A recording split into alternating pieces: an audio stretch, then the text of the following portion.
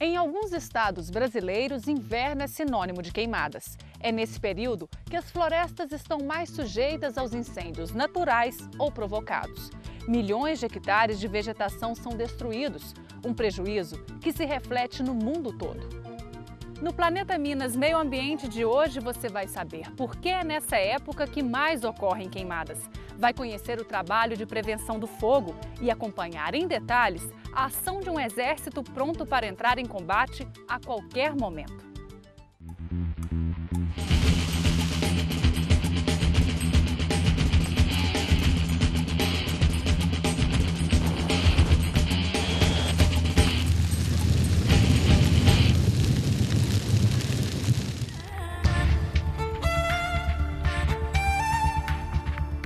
A mesma paisagem em cores diferentes. Em algumas horas, o verde vira cinza.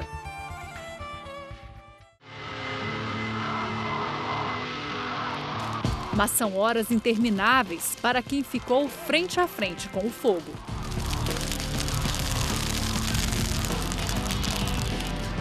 Na tarde de 5 de agosto deste ano, as chamas consumiram parte da vegetação da Serra do Curral. Ele está espalhado ali, está espalhado aqui, tem aquela frente de lá e uma grande lá atrás.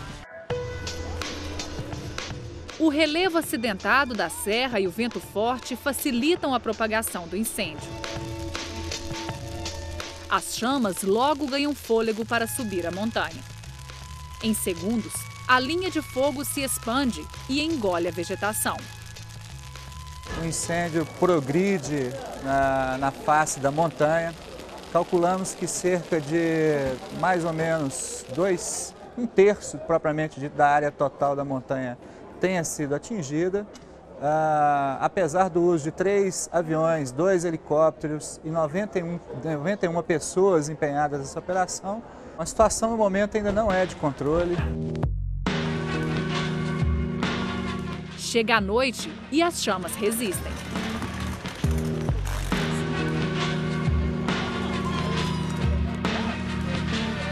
À noite não há segurança para a operação dos aviões e dos helicópteros e, em razão disso, nós tivemos que encerrar o combate aéreo desse incêndio. Com 30, 85. Mas as estratégias continuam a ser traçadas. 21 viaturas, 2 helicópteros, 3 hélices.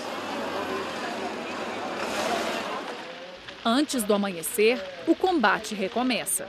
Como é que está a situação em si? Está complicado aqui, está ventando muito forte, voando muita fagulha na nossa direção. Sirley, avalie o risco e, se necessário, evacua. Positivo.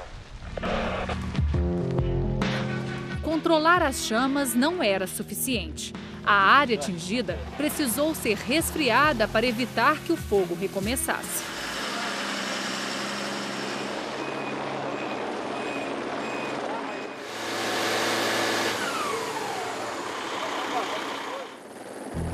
Às 9 da manhã do dia 6 de agosto, o incêndio foi totalmente vencido. E o grande paredão que emoldura Belo Horizonte ficou assim. 85% da vegetação da serra foi queimada, uma imagem que há muito tempo não se via. Foi o pior incêndio dos últimos 5 anos. O fogo só tomou essa proporção por ter ocorrido justamente no período mais crítico do ano. Época em que a folhagem fica seca e qualquer faísca pode causar uma grande destruição. Esse período é crítico, se torna crítico, porque ao mesmo tempo que as condições de temperatura vão aumentando, a temperatura vai aumentando, a umidade relativa diminui, ela chega a valores muito baixos nas horas mais quentes do dia, valores que se aproximam até do deserto. As plantas estão numa situação de ressecamento, de folhas e caules extremamente elevado. Consequentemente, elas estão muito mais vulneráveis ao incêndio florestal, incêndios naturais ou incêndios provocados. O período crítico coincide com a época em que os produtores rurais preparam a terra para o próximo plantio. E o fogo acaba sendo o meio mais rápido e econômico para limpar o terreno. Mas o descuido pode trazer sérias consequências. Em qualquer parte do mundo, 90% das causas de incêndio são a ação direta do homem. Seja ela por imprudência, por imperícia, por negligência ou até mesmo pela forma dolosa de querer colocar o fogo. E este ano, a situação é ainda mais preocupante. O verão chuvoso de 2006 fez com que a vegetação crescesse mais e se tornasse um combustível para qualquer fagulha. O resultado? Aumento do número de incêndios e ocorrências cada vez mais graves. De janeiro a julho, segundo o levantamento feito pela CEMIG, em parceria com o Instituto Nacional de Pesquisas Espaciais, houve um aumento de mais de 36% dos focos de queimadas em Minas. Foram detectados 3.800 pontos, 1.030 a mais que no mesmo período de 2006. Até o fim de agosto, cerca de 60 mil hectares de vegetação de parques estaduais e nacionais em Minas foram consumidos pelos incêndios. Os números são um aviso do que pode se tornar um desastre ambiental. Nós conseguimos visualizar aqui o mapa com tonalidades de branco até vermelho. O branco é a região aqui no extremo sul de Minas, onde ainda tem ocorrido chuvas. O restante, quando entra na cor amarela e vai avançando para o norte, até chegar na cor mais vermelha, que corresponde ao norte do estado, e aqui a região da bacia do Rio Doce, estas regiões são as regiões em que o solo já perdeu toda a água disponível. Em condições ideais, ele deveria conter 100 milímetros d'água. Ele perdeu os 100 milímetros e já está com déficit que chega a 200 milímetros. Essa situação tende a se agravar até o início das próximas chuvas, que são esperadas só no início do mês de outubro. Até lá, biomas importantes no estado podem ter suas vegetações consumidas pelo fogo. O cerrado está mais suscetível porque ele está mais predisposto às queimadas. O impacto seria muito maior sobre uma Mata Atlântica, caso o fogo penetre nela e consiga se propagar por ela. O impacto seria muito maior, porque ela não tem as características que nós já dissemos sobre o cerrado, né, de casca espessa, de cortiça. Seja no Cerrado ou na Mata Atlântica, as queimadas causam um prejuízo incalculável e afetam todo o ecossistema. A queimada destrói uma cadeia de vida animal e vegetal que existia na floresta. Então toda a cadeia de vida de borboletas, insetos e roedores que comem borboleta e assim por diante é destruída. Mas elas produzem efeito nos solos, nas características físicas, químicas, biológicas do solo e efeitos ainda na qualidade do ar, nas condições atmosféricas. A queima de florestas rendeu ao Brasil um incômodo 4º lugar no ranking de países emissores de gás carbônico. E entre todos os prejuízos causados por essa prática, invisível, é o mais grave e pode ser sentido em todo o planeta, independentemente do lugar onde ocorra o incêndio. A queimada tem um enorme impacto no aquecimento climático porque ela retira da árvore e da raiz a molécula de gás carbônico e a coloca na atmosfera. Se não se adotarem políticas de contenção destes incêndios florestais, da derrubada da floresta, para a substituição da floresta por pastagens e culturas, fatalmente as temperaturas continuarão a crescer, né? Crescer numa escala que dentro dos próximos 50 anos, até meados do século, até o final do século XXI, nós podemos ter aumentos que cheguem a 6 graus de aumento de temperatura. Reduzir o impacto das queimadas é a missão de um exército treinado para controlar os incêndios florestais. Daqui a pouco, você vai saber como age a maior força-tarefa da América Latina durante o período crítico.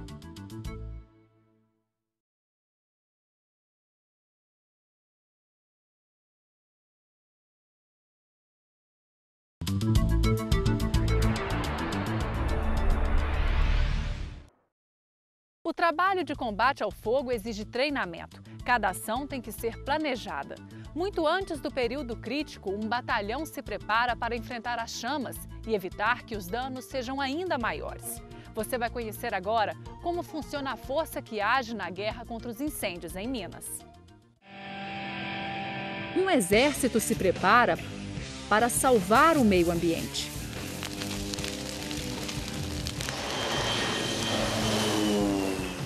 Atenção para a posição de entrada. O fogo mudou de posição, general. Remonta as equipes, tá? Não é montar as fileiras não. Aquelas equipes é bomba, chicote. Zoom 20 graus, 43 minutos, 10 segundos. A preocupação primeira é com a segurança dos brigadistas.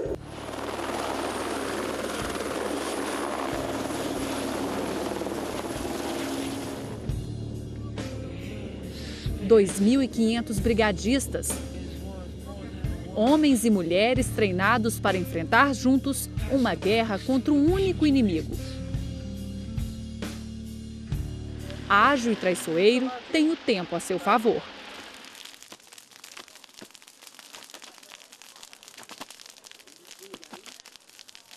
Na hora que está ali no incêndio, ali, o que vale é o companheirismo, a segurança com o seu colega do lado, tá? E vem o orgulho mesmo da gente estar fazendo aquela tarefa ali.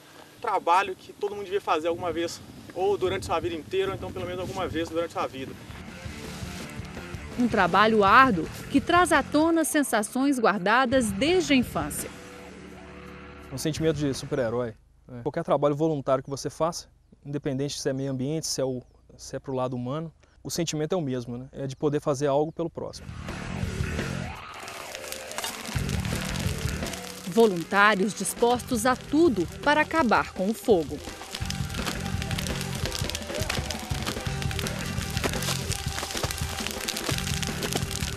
Ou ele me detona, ou eu detono ele. É esse o espírito que há 14 anos ajuda a preservar a biodiversidade em Minas. Uma iniciativa que o próprio nome define. O Prévio Incêndio trabalha na questão de educação ambiental, de treinamento para o uso da queima controlada com o produtor rural, né, do entorno das unidades de conservação em termos de notificação. A prevenção é estratégica e conta com diversas ferramentas que se tornam fundamentais. Nós dividimos a utilização do helicóptero no combate direto e combate indireto. O combate direto seria através do lançamento de água naqueles pontos onde as chamas estão mais elevadas, para dar uma resfriada e o pessoal em terra continuar com a extinção do fogo. O combate indireto aí envolve toda uma dinâmica de traslado de combatentes aos focos de incêndio. Normalmente, nesses pontos, você não consegue chegar com veículos, agilizando o deslocamento de material e dando todo apoio para o pessoal que está no combate direto. Parte de um treinamento para evitar que o fogo encontre combatentes despreparados. Quando a força da natureza supera todas as medidas preventivas, outra força começa a agir.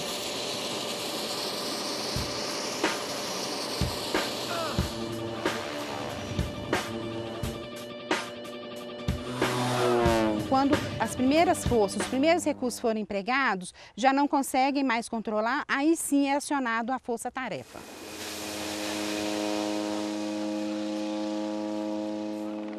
O mapa de Minas foi o principal instrumento usado para se traçar uma estratégia de combate aos incêndios florestais.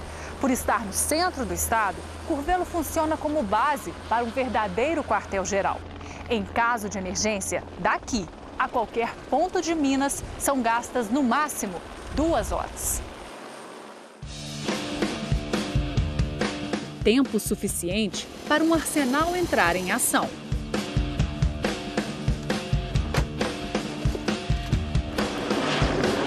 Instrumentos que vencem barreiras geográficas muitas vezes intransponíveis para os brigadistas. Nessas áreas de cerrado, como a vegetação é menos densa, o fogo realmente ele toma uma proporção muito rápida, em longas linhas aí de chamas, né, que chegam a dar quilômetros e quilômetros de distância. Então a efetividade desse tipo de aeronave, porque ela chega na linha do fogo e vai lançando a água de forma que ela vai apagando aos poucos e os brigadistas têm a oportunidade de atuar no rescaldo com muito mais agilidade. Minas Gerais ela tem um terreno muito acidentado, tá? É composto de muitas elevações e o tempo que um brigadista, uma brigada inteira, levaria para deslocar no terreno, aí 2, 3 horas para chegar até as linhas de fogo, nós podemos fazer isso em alguns minutos. A consequência dessa rapidez é exatamente que nós vamos debelar o incêndio mais rápido e diminuir os efeitos danosos do mesmo na vegetação.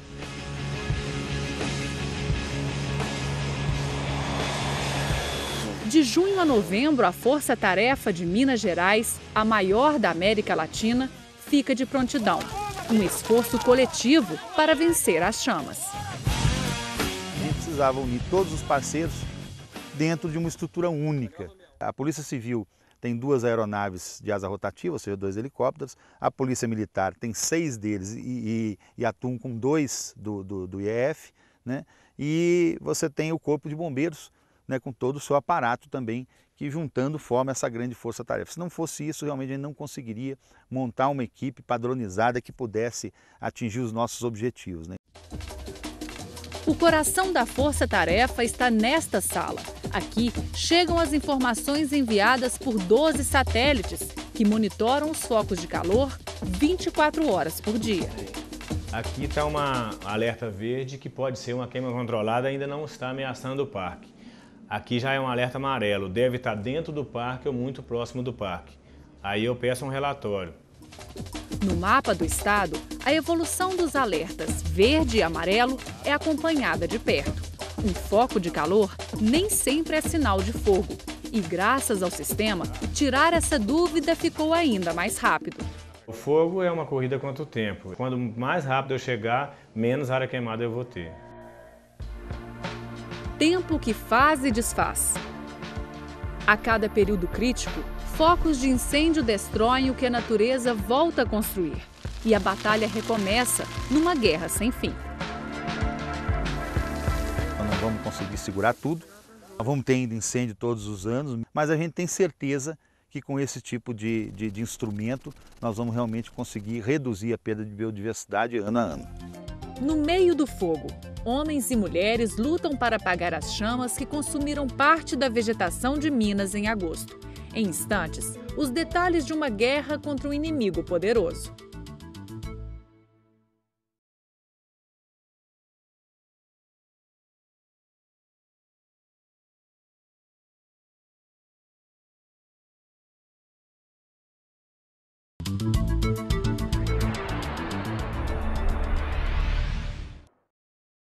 Chega a hora de colocar em prática o treinamento. Nossa equipe acompanhou a força-tarefa em 2 grandes incêndios que atingiram a Serra do Cipó e o Parque Estadual do Rola Moça. Um trabalho exaustivo, marcado pela entrega e a coragem de cada combatente.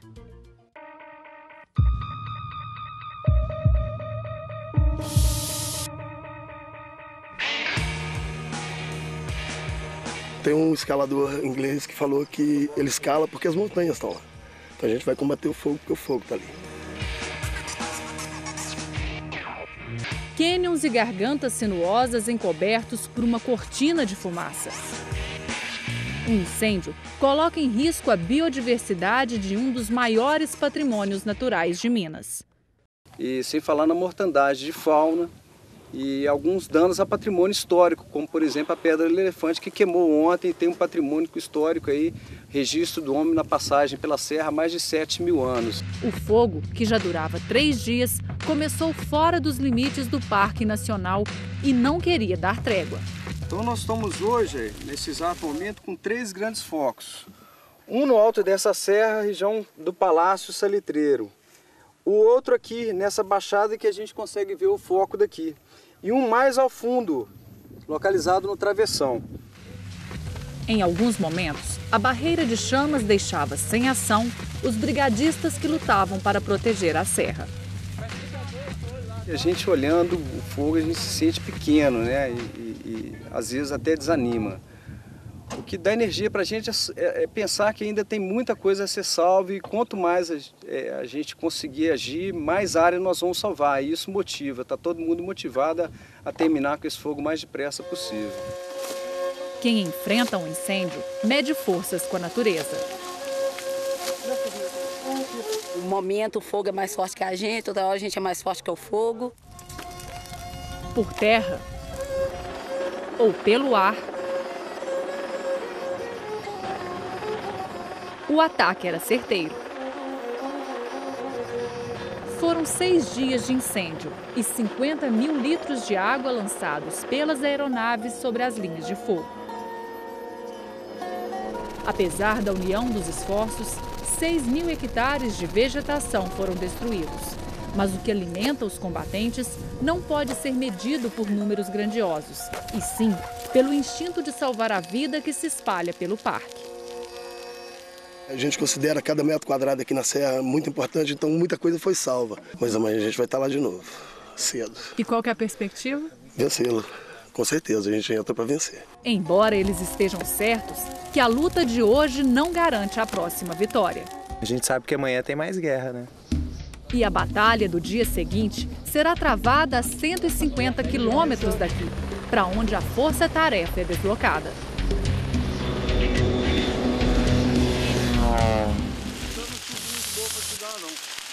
Um único som quebra o silêncio da madrugada.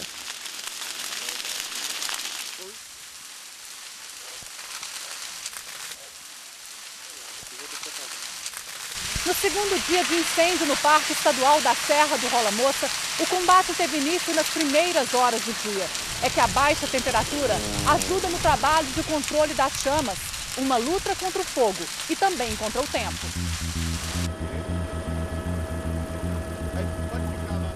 Nós vamos iniciar o combate na linha mais ao norte. Do alto, o helicóptero faz o reconhecimento da área atingida. A longa linha de fogo percorre a serra até chegar a lugares de difícil acesso. Os focos de incêndio estão espalhados por vários pontos do parque. Nós estamos aqui visualizando que há várias linhas, o fogo está avançando com muita força, há a possibilidade de atingir as áreas aqui de preservação. A gente vai segurar ela porque ela está indo em sentido ao manancial, ok? Então nós vamos ter que deslocar o pessoal para essas encostas e dividir em várias equipes. Ok, a gente já está aguardando aqui o helicóptero pegar a gente aqui para estar soltando ela na linha lá, ok? Os brigadistas se embrenham na mata. A situação está complicada, mas creio que daqui a pouco tempo a gente vai conseguir nivelar esse fogo aí. O trabalho é exaustivo. O esforço, tantas vezes repetido, é anulado. E o fogo ressurge em pontos onde parecia já ter sido extinto.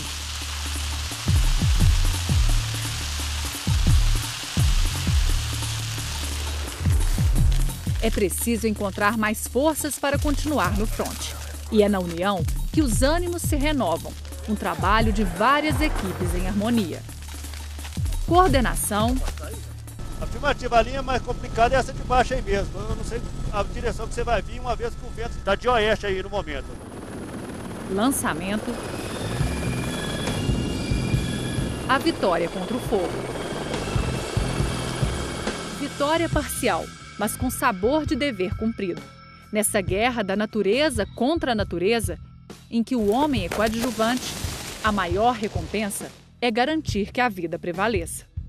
Saber que eu posso participar desse trabalho e que eu posso estar, de alguma forma, protegendo essas formas de vida, isso é muito gratificante. Tá? De uma forma pequena, talvez, ali naquele momento, mas sabendo que eu estou contribuindo com um todo para a preservação do globo de uma forma geral.